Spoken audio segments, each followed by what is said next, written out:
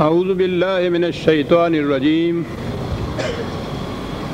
بسم اللہ الرحمن الرحیم۔ عزیزان مان، آج اکتوبر 1981 کی 30 تاریخ ہے اور درس قرآن کریم کا آغاز سورہ الجاثیہ سے ہو رہا ہے، 45ویں سورت 45۔ پچھلے جمعے کو درس کا ناغہ رہا تھا اور اس پہ وہ 44ویں سورت کا خاتمہ ہوا تھا۔ سورت کی ابتدا ہوتی ہے حامیم تنزیل الکتاب من اللہ العزیز الحکیم۔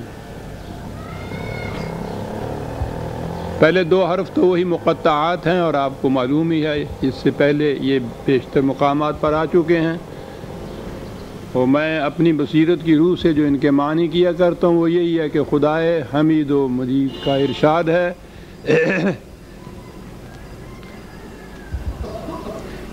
کہ اس کتاب کا نازل کرنا ہے اس خدا کی طرف سے جو عزیز بھی ہے اور حکیم بھی ہے۔ ایک ایک لفظ کے اندر قرآن کے سارے معنی سمٹ آتے ہیں۔ قرآن کا ایک اعجاز لفظی یہ ہے کہ وہ جس موضوع پہ گفتگو کرتا ہے اس کے لیے جو الفاظ چنتا ہے خود اس لفظ کے اندر اس موضوع کا مفہوم سمٹ کر آ جاتا ہے۔ وہی کے متعلق آپ کو معلوم ہے ایک انسانی علم ہوتا ہے، وہ انسانی فکر کا نتیجہ ہوتا ہے۔ اسے کہیں گے کہ جب وہ شخص اس علم کی بات کرتا ہے تو اپنے اندر سے ایک چیز کو باہر لاتا ہے۔ وہی منفرد ہے اس سے کہ وہ علم انسان کے اندر سے باہر نہیں آتا بلکہ وہ باہر سے خدا کی طرف سے انسان کے اندر آتا ہے، القاء ہوتا ہے اسے قلب پر۔ تو یہ جو اوپر سے کوئی چیز نیچے آئے یا خارج سے اندر آئے تو اس کے لیے عربی زبان کا لفظ ہوتا ہے نزول، جسے آپ کہتے ہیں نون ز لام۔ تو قرآن کریم کے متعلق یہی نزول کا لفظ ہر جگہ وہ آیا ہے، تو خود اس لفظ کے اندر وہ وحی کی جو تخصیص ہے کہ یہ علم پیغمبر کی اپنی فکر کا نتیجہ نہیں جو اندر سے باہر آئے، بلکہ یہ اسے خارج سے ملتا ہے، اوپر سے نیچے آتا ہے، خدا کی طرف سے قلب نبوی پر اس کو القاء کیا جاتا ہے۔ تو خود اس لفظ کے اندر یہ چیز موجود ہوئی کہ یہ فکر انسانی کی تخلیق نہیں ہے، خارج سے ملا ہوا ایک علم ہے۔ اور پھر عربی زبان عجیب خصوصیات ہیں اس زبان کی، یہ جسے باب کہتے ہیں یہ اسی زبان کی خصوصیت ہے، اور اس سے یہ بڑی سائنٹیفک زبان تھی۔ یہ تو ایک مادہ ہو گیا نون ز لام نزول، جس کے معنی ہوئے کسی چیز کا خارج سے اوپر سے نیچے آنا۔ اب اس کے عربی زبان میں ابواب ہوتے ہیں، ہر باب کی الگ خصوصیت ہوتی ہے، اسی مادے سے مختلف باب جو بنتے ہیں ہر باب کی ایک خصوصیت ہوتی ہے۔ یہ باب ہے تفعیل، میں گرامر کی تفصیلات میں نہیں جانا چاہتا۔ باب تفعیل جو ہے اس سے یہ لفظ ہے تنزیل، آپ دیکھتے ہیں اسی وزن کے اوپر ہے یہ تفعیل تنزیل۔ تو یہ جو تفعیل کا باب ہے اس کا خاصہ ہوتا ہے کسی چیز کا بتدریج آہستہ آہستہ تکمیل تک پہنچنا۔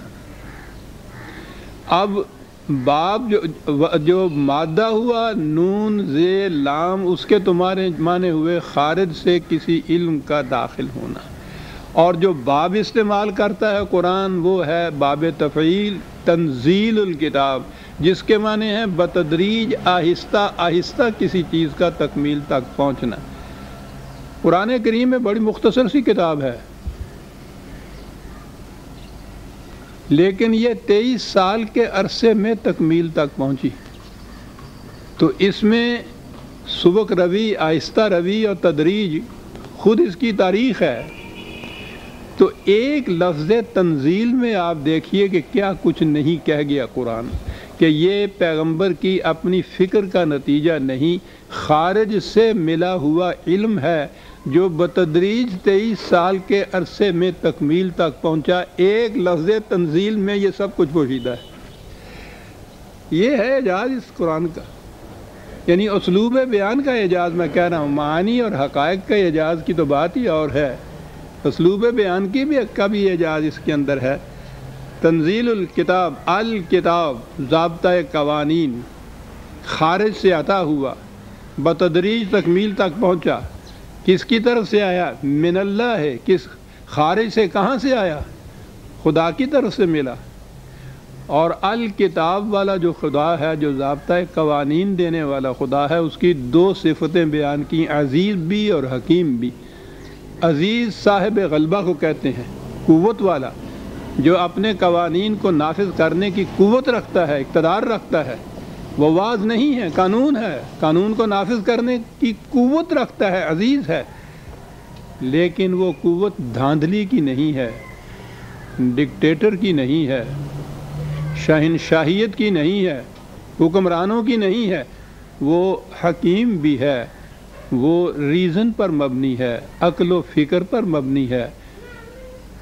قانون کا نفاذ، اس کی پوری قوت، اور قانون مبنی ہے عقل و فکر، علم و بصیرت اور حکمت پر۔ 4 لفظ ہیں آیت کے، تنزیل الکتاب، من اللہ العزیز الحکیم۔ قرآن کا سارا پیغام آ جاتا ہے اس کے اندر، تاریخ بھی آ جاتی ہے، پیغام بھی آ جاتا ہے۔ اب اس کے بعد اس سورت کی بیشتر آیات اور ابتدائی آیات میں ہی وہ اہم بنیادی چیز دی گئی ہے۔ مذہب کی دنیا میں اس خارجی کائنات سے کچھ تعلق ہی نہیں سمجھا جاتا، یہ دنیا داروں کے معاملات ہیں، اور مذہب اللہ والوں کی باتیں ہوتی ہیں۔ قرآن کریم ابتدا اس سے کرتا ہے کہ آغاز کار جو ہے دین کا، وہ تسخیر کائنات سے ہوتا ہے۔ یونیورس یا کائنات کی جو قوتیں ہیں ان کو مسخر کیا جاتا ہے، ان کو اپنے قابو میں لایا جاتا ہے۔ یہ جو چیز ہے یہ تو ہر انسان کر سکتا ہے، آدمی کا بنیادی فریضہ یہی تھا، اس میں مومن اور کافر کی بھی تمیز نہیں ہے، جو چاہے فطرت کی قوتوں کو مسخر کر سکتا ہے۔ اور آگے بات آتی ہے جہاں فرق شروع ہوتا ہے کفر اور اسلام کا، کہ ان فطرت کی ان قوتوں کو قرآن کی اقدار کے مطابق صرف کرنا جو ہے یہ ہے مومن کا فریضہ، اور اپنی مرضی کے مطابق اپنے مفاد اور اپنے اغراض کے لیے صرف کرنا یہ ہے کافر کا نتیجہ۔ اور کفر و اسلام یہاں آتا ہے، پہلی جو شرط ہے وہ انسان کے لیے ہے، لیکن یہ جو اگلی بات ہے کہ ان قوتوں کو اقدار خداوندی کے مطابق صرف یا استعمال کرنا، یہ جو چیز ہے یہ ہے جہاں میں نے کہا کہ مومن ہوتا ہے انسان۔ اگر یہ قوتیں مسخری نہ کی جائیں تو یہ استعمال کن چیزوں کو کرے گا؟ تو یہ مومن کس طرح سے ہو سکے گا؟ جی ایک قدم پیچھے چلیے، اگر یہ ان قوتوں کو مسخری نہ کرے تو یہ تو آدمیت کے درجے پہ بھی نہیں پہنچ سکتا۔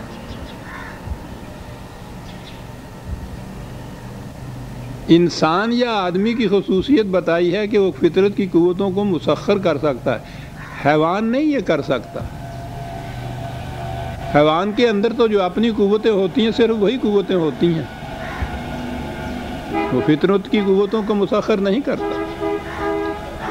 یہ انسان کی خصوصیت ہے کہ وہ فطرت کی قوتوں کو مسخر کر سکتا ہے، تو جو فطرت کی قوتوں کو مسخر ہی نہ کریں وہ تو سطح انسانیت کے اوپر ہی نہیں آ سکتے۔ اور جو فطرت کی قوتوں کا مسخر ہی جس نے نہیں کیا جیسا میں نے ابھی کہا ہے